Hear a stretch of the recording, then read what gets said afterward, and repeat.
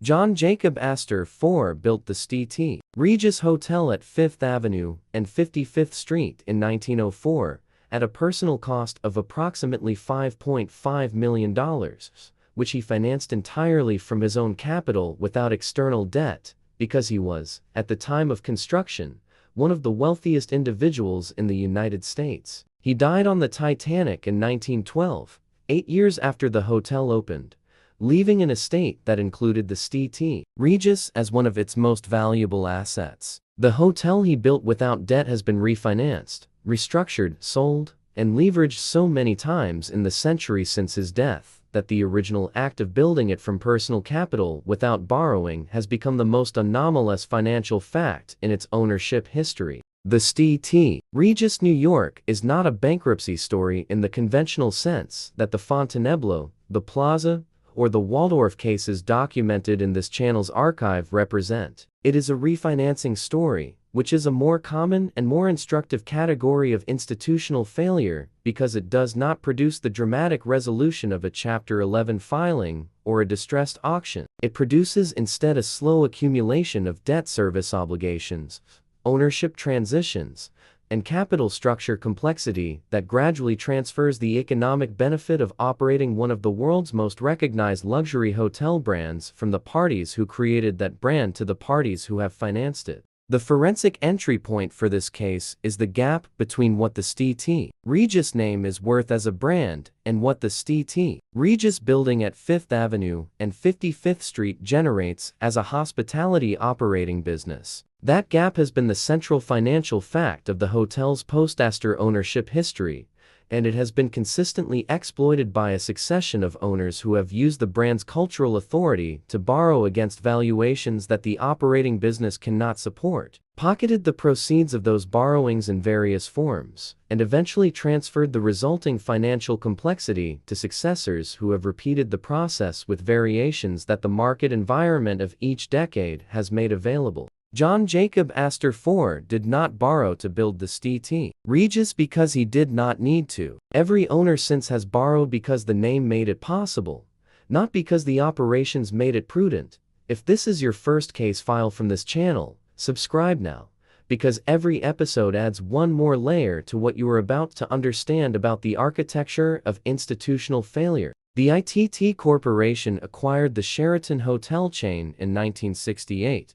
And through that acquisition became the owner of the St. Regis New York, which had been absorbed into the Sheraton portfolio through a series of ownership transitions that had begun when the Astor estate sold the hotel in the 1920s to begin the process of liquidating the family's New York real estate holdings. The Sheraton ownership of the St. Regis lasted until 1966, when the hotel was sold to a private ownership group. And the subsequent transitions before ITT's acquisition introduced successive layers of financing that the hotel's operations were progressively less able to service as the New York luxury hotel market of the 1970s compressed revenue across the competitive set. The covenant that nobody read carefully enough during the ITT and subsequent ownership periods was the one embedded in the St. Regis's competitive position within the New York luxury hotel market. The St. Regis had been built in 1904,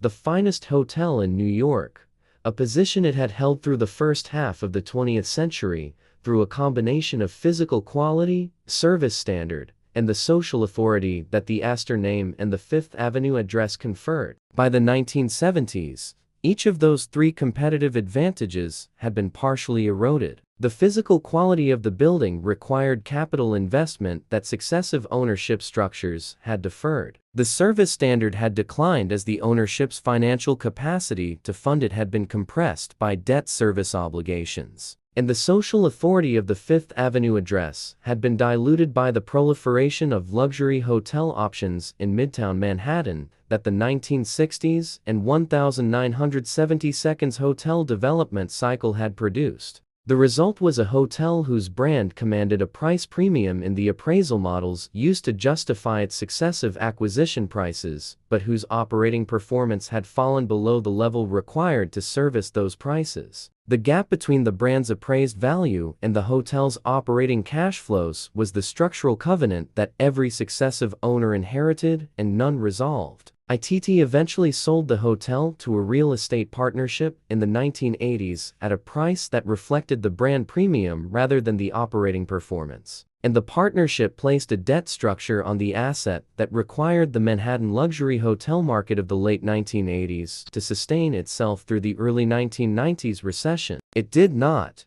At what point does a brand's cultural authority become a financial liability for the building that carries it? Leave your analysis in the comments below. The St. Regis Hotel was acquired by ITT Sheraton in the 1980s as part of a broader portfolio transaction and subsequently became the subject of one of the most consequential renovation investments in New York luxury hotel history when Sheraton committed approximately $100 million to a comprehensive restoration of the building in the early 1990s. That renovation, completed in 1991, restored the St. Regis to a physical standard consistent with its historical reputation and repositioned the hotel within the ultra-luxury segment of the New York market at a moment when that segment was contracting sharply in response to the early 1990s recession and the collapse of the Manhattan real estate market. The appraisal methodology that justified the renovation investment treated the restored St. Regis as a stabilized luxury asset whose post-renovation revenue per available room would reflect the combination of its historic brand equity,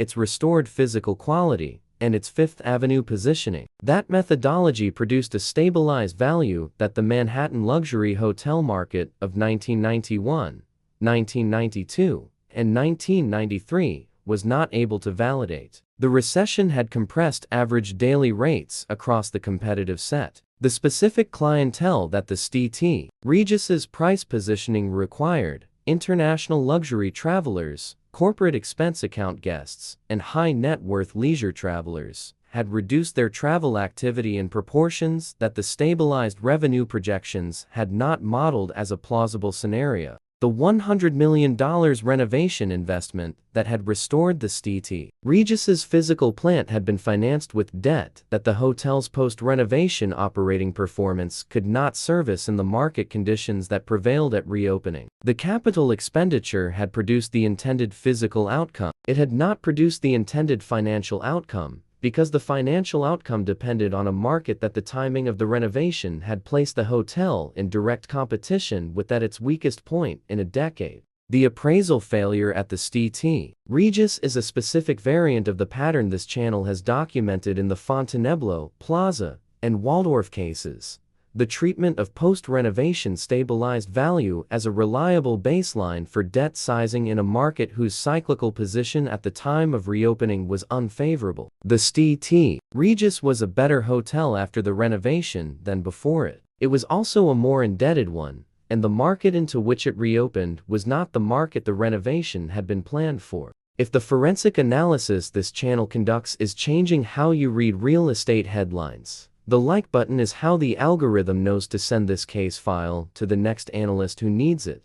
Starwood Hotels and Resorts acquired the St. Regis brand and the New York flagship property as part of its 1998 acquisition of ITT Corporation, a transaction that gave Starwood control of one of the most valuable luxury hotel brand portfolios in the world at a total acquisition price that independent analysts characterized as having been structured to maximize leverage rather than to minimize financial risk. The ITT acquisition gave Starwood the Sheraton, Westin, and St. Regis brands simultaneously, along with the debt service obligations associated with the portfolio of owned hotel assets, whose aggregate value had been determined by the most aggressive appraisal methodology that the late 1990s credit environment permitted. The St. Regis New York's role within the Starwood portfolio was simultaneously that of flagship asset and financial anchor. As flagship, It defined the brand standard that the global St. Regis expansion would be measured against. As financial anchor, it carried a debt basis that reflected the ITT acquisition price rather than the hotel's standalone operating value,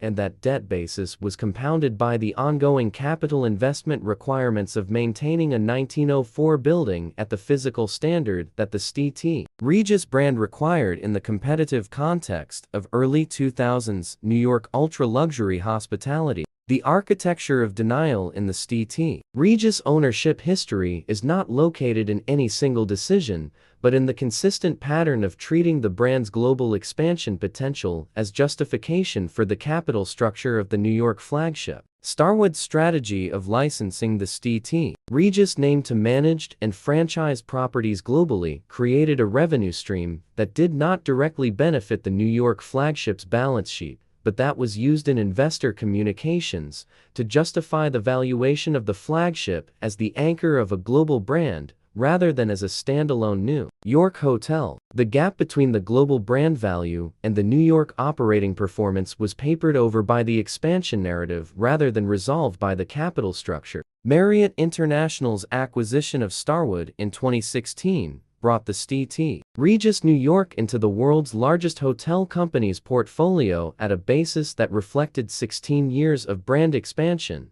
investment, and the accumulated complexity of the Starwood capital structure. The New York flagship operates today as a Marriott-managed asset under the St. Regis flag. The debt that Jacob Astor IV did not need to incur in 1904 has compounded for more than a century. The St. Regis New York operates today as one of the most consistently rated luxury hotels in the world, a commercial outcome that the financial history of its post-Astor ownership does not obviously predict. The hotel that has been refinanced, restructured, sold, renovated, and leveraged through the ownership cycles of the Astor estate, the Sheraton chain, TT Corporation, Starwood Hotels, and Marriott International has maintained a product quality and a service standard that the institutional complexity of its financial history would, by the logic of every other case file in this channel's archive, have degraded beyond competitive viability.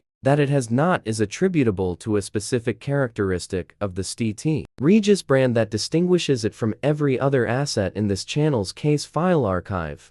The brand itself has commercial value independent of any specific property's financial performance, and that commercial value has consistently generated the capital investment that the New York flagship requires, not because the flagship's own operating cash flows could fund that investment, but because the brand's global expansion has created a cross-subsidy that the conventional hospitality investment analysis of a standalone property would not identify. The St. Regis brand today encompasses more than 40 properties globally, each of which pays licensing fees and management fees that flow through the brand ownership structure. The New York flagship benefits from that structure not through direct cash transfer, but through the brand management infrastructure, the sales and marketing investment, and the loyalty program integration that a standalone independent hotel could not afford to replicate. The forensic analysis of the St. Regis case therefore requires a framework that this channel's previous 10 case files did not need. The analysis of a hotel whose survival is predicated not on its own financial performance, but on its role within a global brand ecosystem that was built on top of it over more than a century. Jacob Astor IV built the St. Regis without debt because he had the capital and the ambition to do so. The institution he created has been financed by other people's capital ever since, and has survived that financing because the name he gave it turned out to be worth more than any of the debt structures placed against it. The marble he commissioned is still there. So is the name. The debt is someone else's problem now, as it has always been. If this case file changed how you evaluate the relationship between brand value and property value in luxury hospitality, subscribe to this channel, because the next case examines a hotel whose brand was worth nothing and whose building was worth everything, and what happened when the market decided it had the relationship backwards. And in the comments, given the St. Regis's documented history of brand value consistently exceeding property operating performance, What specific financial structure would have allowed the Astor family to retain economic benefit from the brand they created without the century of over-leveraged ownership cycles that followed their exit? The case file is open.